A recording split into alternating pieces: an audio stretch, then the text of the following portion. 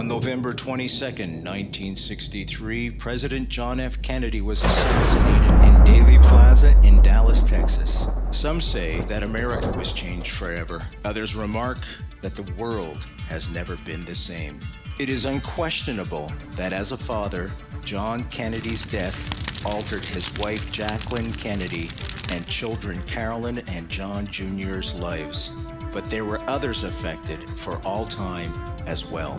This is the true story of three first-person witnesses that were there that day and how their lives have been altered and affected by the assassination of President John F. Kennedy. Through their own words, they will take us directly into Dealey Plaza, into Trauma Room 1, beside the mortally wounded young president on November 22nd, 1963. Beverly Oliver, who was so close to JFK, she witnessed JFK's head blown apart and heard Jackie yell out, "Oh my God, he's been shot." Beverly Oliver was only 17 years old that day. Little did she know, while standing in Dealey Plaza, only feet from President Kennedy in his limousine, the next second would change her life forever. It's still like yesterday to me.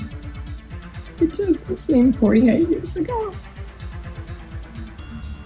James Tague, at 27, was a car salesman. He also had a rendezvous with destiny. He would also be in Dealey Plaza and was the third person wounded besides JFK and Governor Connolly. His wound would cause the first Warren Commission report to be scrapped and forced the commission to create what has become known as the magic bullet. Very few know of his story.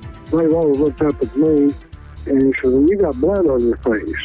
Gerald Ford knew what had happened to cover up the assassination and how it happened. Matter of fact, they had to redo the Warren Commission after my testimony. Parkland Hospital surgeon Dr. Robert McClelland, who was directly beside President Kennedy in Trauma Room 1, pulling out all the stops to try and save the life of the fallen president. He tells us JFK was still alive and breathing when first brought to Trauma Room 1. He tells us of Jackie's reactions in Trauma Room 1, including handing over her husband's brains. They had been clutched in her hand, and she asked, "Will this help?" He tells of Jackie's reaction when the last rites were given to her husband.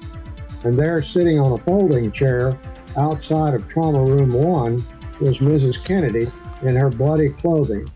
So I knew immediately that this was exactly what they said it was. And so that put me in a position above the horrendous wound in the back of the head that I could look down into and into the inside of his skull. November 22nd, 1963. The motorcade has made its way to the last leg of the journey. Just a few more minutes and they will be on the expressway whisked away to the Dallas Trade Mart, where JFK is expected to make a speech. The motorcade is ready to turn the corner and come down Elm Street. And so it begins.